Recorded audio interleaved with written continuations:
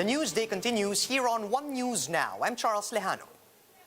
The country's summer capital is slowly relaxing its tourism guidelines, starting with allowing minors and elders to leave their homes and to head to open spaces. But soon the LGU may also start opening its doors to residents from the NCR Plus and fully vaccinated tourists. Dale De Vera with the story. Tourist activities in Baguio City are slowly blooming back to life. The city government is now allowing people of all ages, including children and the elderly, to go outside, at least in open areas.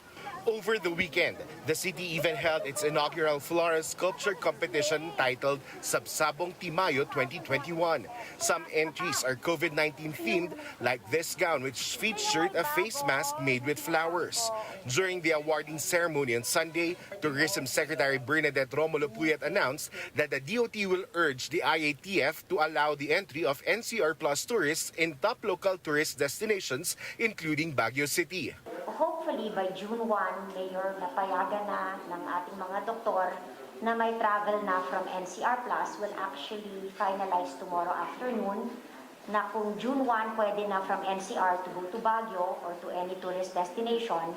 The move is supported by Baguio's Mayor Benjamin Magalo, provided that minimum health standards are met and followed. According to the city's recent COVID-19 data, Baguio has 584 active coronavirus cases, while 21 barangays are under lockdown.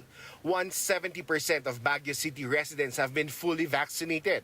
The LGU will start to ease restrictions to tourists who also receive their second round of COVID-19 shots. For the meantime, the LGU still relies on its stringent entry process, which includes implementing their own QR code system. And we're working closely with the VIMS team na sana mapabilisan nila yung crypto code para once na may lagay na nila dun sa VIMS yan, every time na may darating na vaccinated individual, all we have to do is scan the code at makikita na natin na talagang legitimate. For News 5, Dale De Vera, we're One News.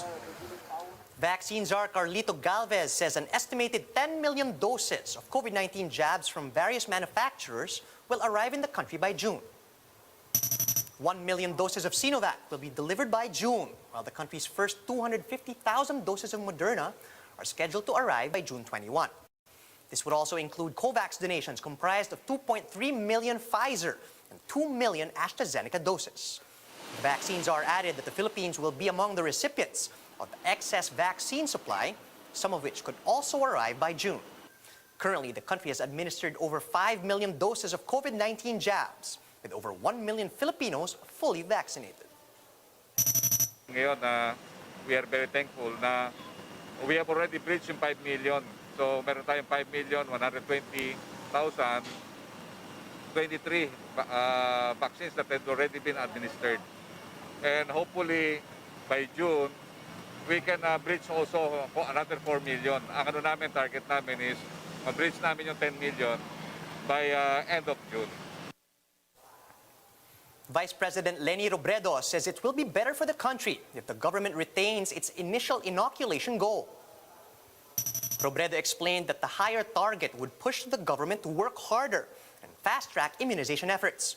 Recall that instead of aiming to vaccinate at least 70 million Filipinos this year, vaccine czar Carlito Galvez reduced this target to around 60 million. Okay naman yun, mas realistic yung targets. Okay naman yun. Pero para kasi sa akin ka, Ellie, mas marami tayong gagawin, mas urgent yung ating pag-aksyon pag mas mataas yung targets. Diba? Robredo also pushed for the training of more vaccinators to speed up the country's inoculation program. So far, only registered doctors and nurses are allowed to administer the vaccine in the country. Pwede pa din tayong maghabol kasi kung aasa lang tayo ka sa mga doctors ka nurses na sobra na nga yung kanilang ginagawa sa mga ospital, matatagalan talaga. After GCQ with heightened restrictions, Metro Manila mayors are now eyeing to ease quarantine status in NCR to GCQ, but with regular restrictions. This was confirmed by MMDA Chairman Benher Abalos on Radyo 5's Ted Filon. Abalos explained that mayors want Metro Manila to remain somewhere in between modified ECQ and GCQ to prevent another surge in cases. And he also pointed out that a GCQ classification will entail more relaxed protocols and will allow more businesses to reopen. But on the other hand, a GCQ with regular restrictions would allow a more gradual reopening.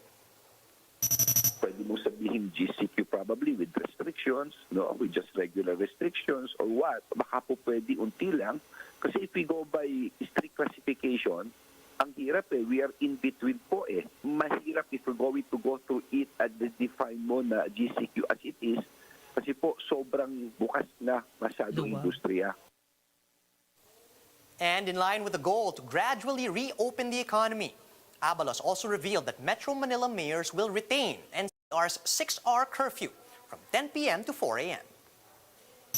Minabuti muna ng mga alkalde na pansamantala, obserbahan lang naman daw muna at tignan kasi nag-open na nga tayo ng mga negosyo ng mas konti at ng activities.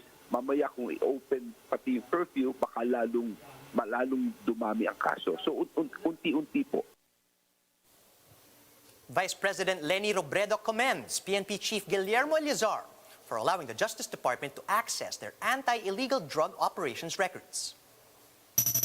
Robredo says this move will help strengthen and clean the PNP's image, which was tarnished due to accusations of extrajudicial killings. But the Justice Department disclosed that it is having a tough time getting the cooperation of law enforcers in its review of the drug war. Justice Secretary Minardo Guevara admits this is not only due to the ongoing pandemic, but also because law enforcement agencies are concerned about taking the blame and being charged upon giving information. Both the PNP and PDEA also raised concerns about the data privacy law, which Guevara says the National Privacy Commission dismissed, adding that both agencies must cooperate and show their records.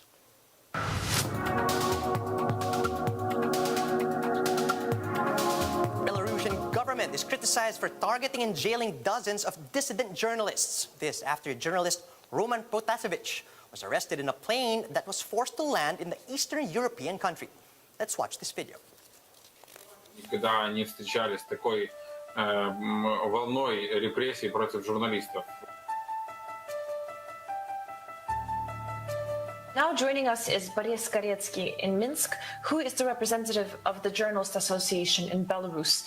In light of the events that happened this week with Lukashenko landing a plane with a reporter to then get him arrested, we're going to find out what it's like to be a journalist in the country and currently what is happening in the media landscape there. Учитывая события этой недели, что больше всего тревожит СМИ в Беларуси в данный момент? Ну, тяжело сказать, что больше всего, потому что нападения на медиа сейчас идут с разных сторон. На прошлой неделе в Беларуси был разгромлен самый популярный портал вообще в нашей стране, на который заходят более половины всей интернет-аудитории. И, наверное, самая страшная угроза — это когда к тебе в редакцию или в дом врываются люди в масках, и ты отправляешься в следственный изолятор. На данный момент 34 представители медиа в Беларуси находятся вне воли. В общем, ситуация ухудшается с каждым месяцем, насколько я поняла. Ситуация ухудшается, потому что в прошлом году осенью мы в основном сталкивались с задержанием, но к концу года власти перешли к уголовному преследованию журналистов. Конечно же, есть и другие ограничительные административные вещи, например, доступ к работе в Беларуси очень серьезно затруднен и журналистам из иностранных изданий. У нас в октябре МИД аннулировал абсолютно все аккредитации иностранных журналистов. Вот события прошлой недели привлекли внимание к ситуации в Беларуси. Как вы думаете, какой должен сделать вывод остальной мир? Сейчас главная проблема — это политзаключенные. Если международное сообщество сможет каким-то образом подтолкнуть власть хоть к какому-то ослаблению репрессий, сейчас очень важно сделать все возможное, чтобы облегчить судьбу политзаключенных, которые уже некоторые около года находятся за решеткой. И ситуация там очень сложная, реально. Вот в пятницу умер один из политзаключенных, 50-летний мужчина, у которого никогда не было проблем с сердцем, а он внезапно умер в одной из колоний. Вот это самая главная тема для, я думаю, всех уровней, по крайней мере для нашей организации, где тоже очень много коллег за решеткой, это очень важно.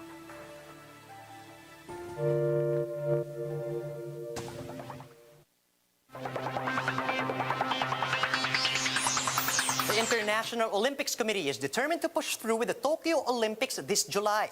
But a top doctor in Japan begged the IOC to call off the games, warning that this could trigger a new disaster. Let's watch this.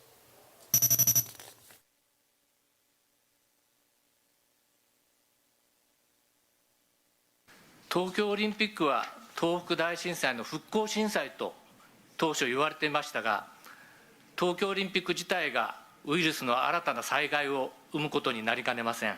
ワクチンの効果を著しく下げるようなウイルスや、子どもへの感染が容易になるようなウイルスが現れれば、これは日本国内の問題というより世界人類の問題になります。で、多くの感染症の専門家が非常に世界各国から多くの人が一つの都市に集まることは危険だということを述べていますので、WHO が共通見解として東京オリンピックが安全だというものを出せるとは思いません。ワクチンの例外的な接種、選手に対してワクチンを打つということは日本では日本国民は許さないと思います。まず高齢者や病気を持っている人、弱い人から打つというのが日本のルールです。これを破ってオリンピック選手だけにワクチンを打つということは国民は許さないし、オリンピックに参加する選手も望まないと思います。And it's not hard to see why some authorities are keen on reopening sports events, seeing how sports boosts the morale of many people. Just like Chelsea fans who were ecstatic over the weekend as their team clinched Champions League title in Portugal's Dragao Stadium. Chelsea's Kai Havertz grabbed the first half goal to secure a 1-0 win in Saturday's All-English final. This is the second title for Chelsea, denying Pep Guardiola's Manchester City their first ever. Chelsea fans at the stadium were elated, with some describing it as the best day of their life. But as much as the match brought happiness to the winners, it also angered locals, worried that this could fuel a spike in COVID-19 cases. It's the best day of my life. Yeah, it is the best day of my life. It's the best day. I don't believe what I just in 2012. We were able to come this year. It's the best game. And a lot of people before the game were saying that Man City is the best team in the world. Chelsea are the best team in the world now. And those are the top stories at this hour. Join us again later at 12 noon as we continue to monitor the day's biggest stories. You can also catch One News on Signal Play.